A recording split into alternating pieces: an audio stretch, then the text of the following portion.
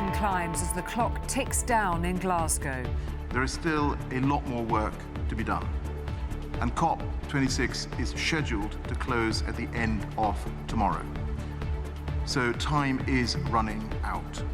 The head of the UN was even blunter, saying the attempt to keep global warming to 1.5 degrees is on life support. As negotiations at COP26 go into the night and down to the wire, we'll get the latest from Rachel and from Robert. Also on News at 10 tonight.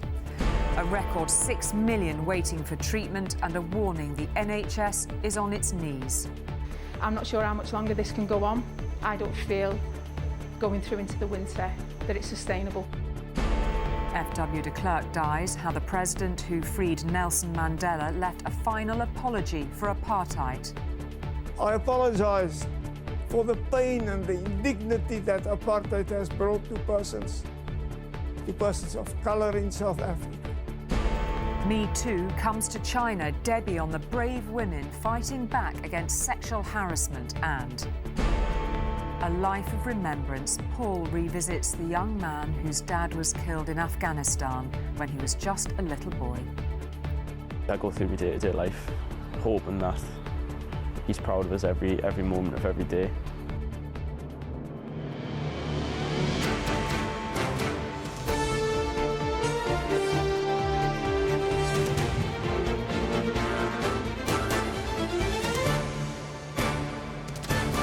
This is ITV News at 10 with Julie Etchingham. Good evening. It has become ever clearer over the past 10 days at the climate change conference in Glasgow that time is running out to save the planet. Tonight, time is running out to save the conference and hopes of a 1.5 degree limit on global warming. The temperature target that was supposed to secure the health of the planet is itself on life support, according to the head of the United Nations. Mixing his metaphors a little, he said negotiators were on the verge of the abyss. With those warnings echoing in their ears, they are working through the night. At the moment, there's a risk that the commitment to speed up the phasing out of coal and subsidies for fossil fuels might not make it into the final text. Tonight, a new plan is being discussed to submit more plans in a year's time to try to keep 1.5 alive. With just 24 hours to go in Glasgow, gloom is setting in. By now, an updated agreement should be on the table. Instead, some powerful countries are standing in its way. The day starts, hopefully enough. Ultimately, this is a consensus-driven process, and that's what we're driving towards by the end of tomorrow. But by the time the summit stops to remember the fallen, the man battling to get a deal here needs that deep breath. Because moments later, the head of the UN hands out his verdict so far, describing the main goal of the summit as being in critical condition. 1.5 degrees is still on reach, but in life support. Don't let them live before they pay! They know these talks are threatened by a row over how much money richer nations are prepared to give poorer ones to help them adapt to the climate emergency. It's a horribly uneasy moment for the people here, representing some of the most vulnerable areas in the world. Well, it's not a good position to be in. I have 2 children, and I think the leaders in the room, especially the bigger countries, the big emitters, they have to step up. But instead, it emerges some of those countries are taking an opposite view. They don't want the line in the first draft about phasing out coal and subsidies on oil and gas to stand. The EU's climate chief isn't giving out names or giving up. Is there anyone in particular standing in the way at the moment? No, I certainly don't want to single out. I know a couple of problems and a couple of problematic customers, but I don't want to single them out here. I think we can still perhaps get them on the right side of the fence. It's now mid-afternoon, and despite the pressure closing in, no one is panicking yet. Well, I think people have sometimes described me as no drama Sharma. Time is running out. Negotiations on finance really need to accelerate, and they need to accelerate now. But by early evening, patience is starting to fray. Let's get our act together in these final hours and get the deal that humanity and the planet needs. By nightfall, it's clear the redrafted declaration is still hours away, and they're picking over every word. Every fraction helps. Every bit of progress we can get out of all of the different parties will get us bringing down the amount of temperature increase that otherwise the world can expect. No one getting much sleep tonight? I don't think so. By now, they should have been tying up the last loose ends. Instead, they're still struggling to close the gap between failure and something which could be described as success. Rachel Younger, News at 10, Glasgow. And Robert joins us now from Glasgow. It feels a real moment of jeopardy tonight, Robert. What are you hearing? So look, I mean, for my sins, I've had a ringside seat at some of the most important negotiations of modern times, whether it's bailing out the banks during the banking crisis, or, you know, terms of leaving the EU, or even, you know, whether we should lock down in COVID. But now that we know the damage that global warming does, particularly to poorer countries, these seem the most important of the lot. And I have to say, we cannot be confident that we will get the kind of agreement that we need to limit the increase in global warming to 1.5 degrees. Right now, you just heard from Rachel, tense negotiations are going on, but broadly in two areas. One, about how much money rich countries will give to poorer countries to help them adapt their economies and protect themselves from inevitable global warming, even if it is 1.5 degrees, and also whether the West will give a signal that as and when there are terrible losses and damage in poorer countries, that we in the West will pick up at least some of the bill. If those promises can be made, tomorrow we might get progress on a process that would allow negotiations on limiting emissions from greenhouse gases, get them down enough by 2030 so that 1.5 degrees by the end of next year could seem real. But we're not there yet. OK, Robert, I suspect it's going to be a long night. Thank you very much indeed for that. Now, hospitals are open, the world is nearly back to normal, and yet NHS waiting lists are still going up, not even plateauing. 5.8 million people are now waiting to start treatment in England, another record. Ambulance response times, even for emergency call-outs, are getting longer. One think tank says the NHS is now on its knees through what it calls chronic workforce shortages, and all the while, more patients are coming forward.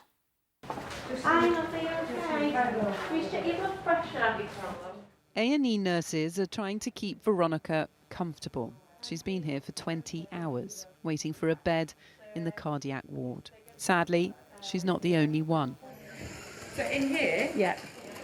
15 patients? Yeah, waiting? there's 15 here, and then there's 5 up there on the back corridor, which is to the end and left. They're on trolleys? Yeah. In a corridor? Yes. They're waiting to get in here? Yeah, but we can't get them in because we're full. We weren't allowed to show the patients lined up in the corridor, but the senior sister here, Claire, has to see it and deal with it every day. 15 hours of people waiting in ambulance triage. 15 hours? Yes. They're likely to wait in there for 15 hours? We've got people currently that have been in there for 15 hours. Their turnaround target from arrival to bed bay is 15 minutes. But with up to 170 people arriving here a day, that almost sounds like a joke. I'm not sure how much longer this can go on. I don't feel, going through into the winter, that it's sustainable for us here. And the pressure is unbearable at times. Do you think at some point that patient safety is going to be put at risk because of that? Yes, I do. There's no beds available currently on AMU. There is one move. We've got a few beds blocked. It's not just the high number of patients coming into A&E that's the problem, but moving them out again too. The hospital's bed management meeting this morning heard they're likely to be short of 68 beds, putting on more pressure then downstairs. You can feel the pressure here that staff are under, and it's just the second week of November. Claire says she and her colleagues will get through winter, but she knows that she will lose staff in January and February to stress and mental health issues. And it's not just here that's suffering. Figures out today show October was the busiest month ever in A&E, with 1.4 million patients. More than 7,000 people had to wait more than 12 hours to be seen, and just 73% were treated within 4 hours, way below the 95% target. And that's not all. NHS waiting times have hit 5.8 million. Over 300,000 of those have waited more than a year, double that of last year. Frank's waited 16 months for full abdominal reconstruction and is only here because of a cancellation. It's not comfortable, it's frustrating, it's difficult, but I think in the present circumstances it's very understandable. The hospital is proud of how it is coping, but bosses know they can't rely on the staff's goodwill forever. Every single one of these patients will be seen at some point, but no matter what staff have to do to achieve it, they know tomorrow will just bring more. Emily Morgan, News at 10 at Wiston Hospital in Merseyside. Well, if part of the problem for the health service is a shortage of staff, that is also being blamed for a significant slowdown in the UK's economic recovery. Supply chain problems meant that between July and September, the amount we produced was up only 1.3%. In the previous 3 months, it was 5.5%. Some countries' economies are back to where they were pre-pandemic. The UK's still isn't. Service. Howgan in London is one of 40 restaurants in the D&D group. It survived lockdown by taking on debt, which now needs repaying. There are plenty of bookings, but some sites are having to close on Mondays and Tuesdays because of a lack of staff. It just makes me want to cry that we're having to turn away business, particularly at Christmas, which is when you've got the month when, even if you've had a tough year the rest of the year, you can make some profits to keep your business in good financial health. The problem is widespread. This was London's West End on Monday night. Shortages of labour and goods are holding back the economic recovery. Growth in September was stronger than expected, but the Office for National Statistics says in July and August it was lower than previously thought. As a result, the economy grew by 1.3% during the summer, leaving it 2.1% smaller than it was before the pandemic began. By contrast, the US economy has already returned to its pre-pandemic size. France is almost there, and the UK lags behind Italy, Japan, Germany and Canada, although we were also the hardest hit. Well, today's figures show that the economy is continuing to grow and we're on the right path. But we know there are global challenges ahead. That's why the budget set out a plan to build a stronger economy with support for working families at its heart. Supply chain disruption is everywhere, but labour shortages seem particularly acute in the UK. Why do you think that is? Well, I think actually the supply chain challenges and labour shortages are something that are being experienced across the world. Well, Primark says it's easier to find an HGV driver in Europe than it is the UK. Marks and Spencer says recruitment problems have been made more difficult in the UK because of Brexit. Are they wrong? I think it's not fair to say there's a particular problem here. No, I'm not saying there's not a challenge here, and that's why the government has taken action. The recovery has faded and the going is getting harder. This manufacturer makes moulds for car parts. Energy prices are rising, staff want higher pay. The steel they use is being delivered late. And how's this for inflation? In terms of raw material prices, we've seen mild steel go from £400 a tonne a year ago up to £1,200 a tonne on today's prices. The next few months look challenging. Meanwhile, the UK and the EU are in conflict again over the agreement which made Brexit possible. A trade dispute now would be very bad news. Joel Hills, News at 10. The England Test captain Joe Root has talked for the first time about the claims of racism at his county side, Yorkshire. There needs to be change, he insisted. But something else, he said, didn't go down well with Azim Rafiq, who'd made the claims. Root said he'd never personally witnessed any racist incidents. Rafiq said hearing that had left him incredibly hurt and disappointed. Meanwhile, there was another resignation at the club today. Today, it was the turn of the chief executive. This morning, the husband of the British-Iranian woman Nazanin Zaghari-Ratcliffe was hopeful about progress on her release ahead of a rare meeting between British and Iranian ministers in London. He's been on hunger strike for the past 19 days. Afterwards, Richard Ratcliffe said what he'd heard about their discussion was depressing. Day 19 of his hunger strike. Richard Ratcliffe is checked by a doctor. Deteriorating physically, he remains mentally strong. Supporters offer comfort, but he wants action, not words. His wife Nazanin has been detained in Iran for 5.5 years. She was arrested at the airport accused of spying, but he believes she's being held hostage. He wants Britain to pay a debt of £400 million, which an international court has ruled it still owes Iran. The Prime Minister promised to settle this debt back in 2017. Here we are 4 years later, he's not kept that promise. So his job is to keep his promises. The Iranian Deputy Foreign Minister made a discreet entrance well away from the protest site. Only after he'd left was Richard Ratcliffe invited in to be briefed by the Foreign Minister, James Cleverly. Richard Ratcliffe was told it had been cordial, but he was hoping for so much more. At very least, a timetable for the £400 million debt to be repaid. He's walked away from here a very disappointed man. Although there was little detail, he felt Iran hadn't been given an ultimatum. But Richard, you've been on hunger strike for 19 days. Do you feel that it's been worthwhile? So I was pretty irritable in the meeting. I mean, I said to him at the end, look, I come away with no hope.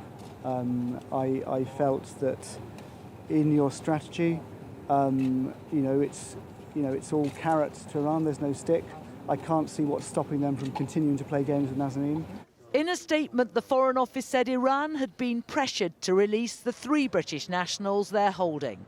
Richard Ratcliffe spent Halloween on the pavement with his 7-year-old daughter. Despite his efforts, they're no nearer getting Nazanin home. Juliet Bremner, News at 10. And the Chancellor, who we heard from a moment ago on the economy, was also talking today about parliamentary standards. He told us ministers should have handled things differently over trying to change the rules. I think for us as a government, it's fair to say that we need to do better than we did last week, and we know that. But do voters really care about what MPs get up to? In Hartlepool, in the northeast of England, they voted in a by-election in May for their first ever Conservative MP.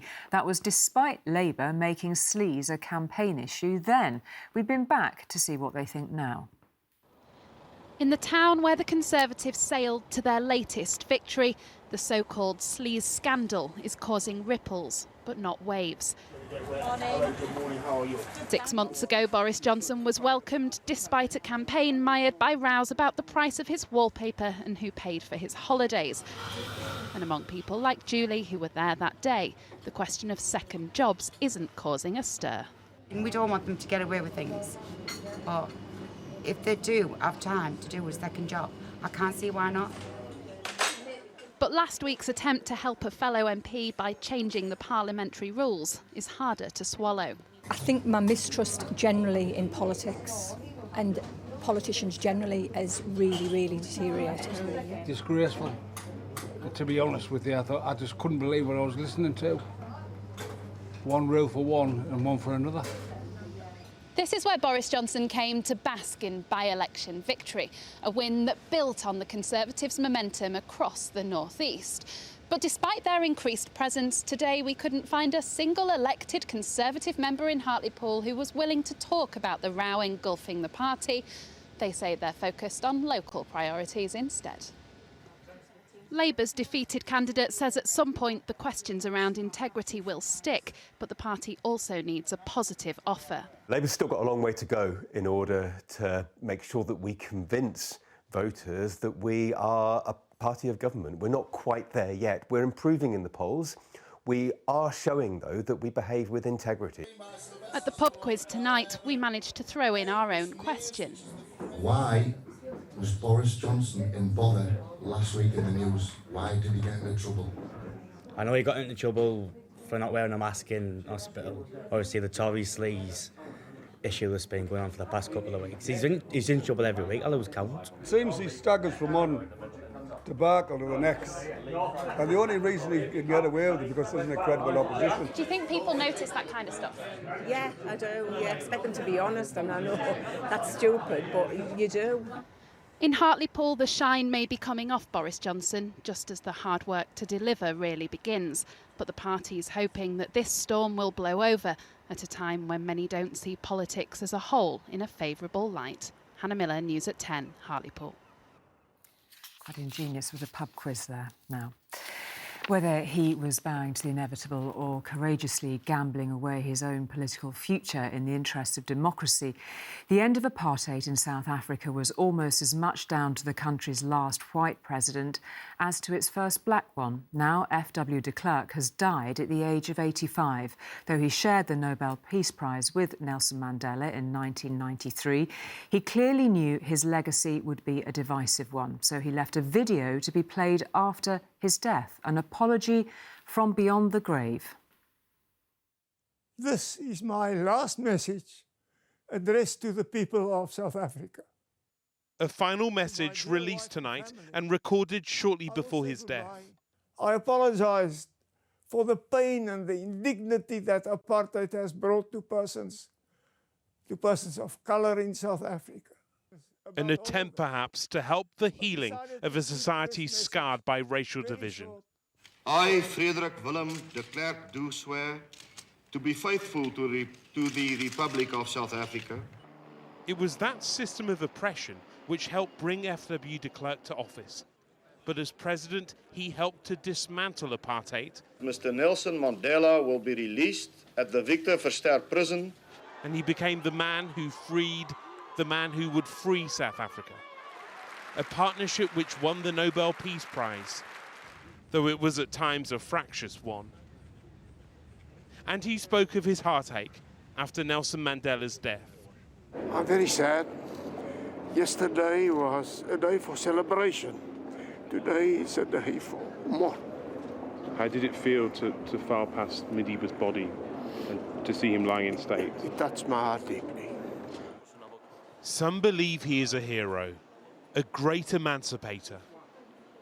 But many South Africans see him now as no more than a pragmatist who tried to save a pariah state, at times even an apologist. He should be remembered as a complex leader. Leaders deal with complex issues every day. And if you think of people who today are even questioning Madiba's legacy, they are questioning it because with hindsight, you can kind of be more critical.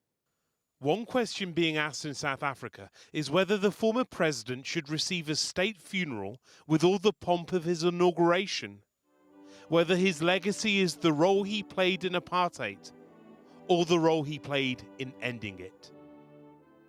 FW de Klerk, who has died at the age of 85. To China now, where the way has been cleared for the rule of President Xi Jinping to be extended indefinitely. It puts Mr. Xi on a par with Mao Zedong and Deng Xiaoping. There is nothing in that, though, for human rights and free speech campaigners to celebrate. Among them, women trying to halt sexual harassment and abuse. President Xi has only ever tried to silence China's Me Too movement. It is painful to go over the details again and again, but Shenze wants to keep telling her story so that more women in China feel able to speak out. 性的暴力就是会让大家会让女性存在一个这样的瞬间的，因为它带来一个非常深刻的耻感，就是耻辱的感觉。所以我觉得这个可能是就是所有在 Me Too 当中就把自己经历说出来的人为什么会说出来的最根本的原因。 The 28-year-old became the face of China's Me Too movement when she accused a prominent television anchor of sexual assault. Her claims went viral, and her case was one of very few to reach court. It was dismissed in September due to a lack of evidence, but she has launched an appeal listing items which the police failed to present.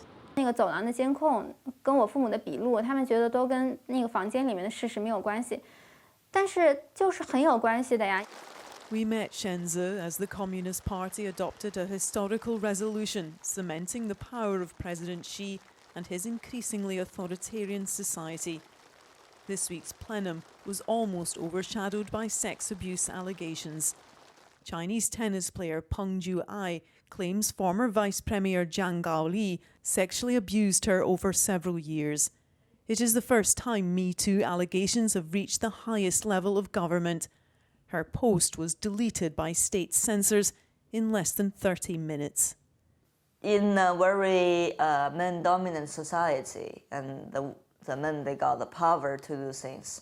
Yeah, like gender-based violence, domestic violence, is still a very severe issue in China. Ting Ting has been campaigning for women's rights for almost a decade. She has been detained, threatened, and her phone activity is monitored. Despite that, she believes progress is being made. Not only the Me Too movement, but for the whole women movement or feminism movement is going to be very alive in the future. The Me Too movement has a growing voice in China. It just has trouble being heard. Debbie Edward, News at 10, Beijing. The Queen has said it was her firm intention to be at the Remembrance Sunday commemorations at the Cenotaph in London, and she has been as good as her word. Buckingham Palace has confirmed she will be there, watching from a balcony at the Foreign Office, as she's done before. Today it was that other big remembrance occasion, Armistice Day. Last year, the pandemic put paid to the comradeship of commemoration. This time, the 2 minutes of silence that have been observed for more than 100 years were again up and down the UK.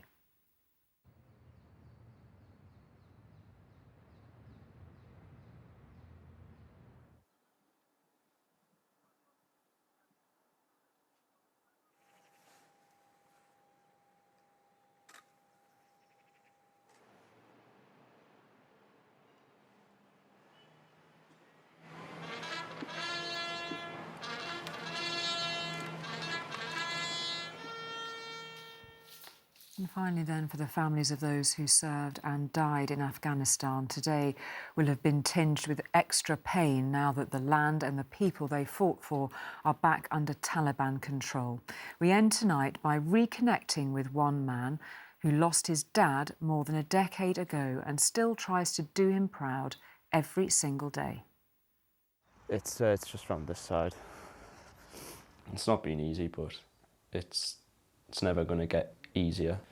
It was weird being that young and having to deal with that in that way. Brandon Campbell has grown up with remembrance a part of his everyday life. The plaque marks the day his family's life changed irreversibly. A much-loved father, Sergeant Stephen Campbell, killed by a booby-trap bomb in Afghanistan. It was soon after that dreadful day we first met Brandon, then 10, and he told us, who could forget it, about the nightly ritual that kept his dad's memory alive. So we've got like a cabinet thing for him, like we've put his cap and his belt and stuff in, like his ashes, and then like we'll say goodnight and then we'll go to bed. The cabinet still has a special place in the family home.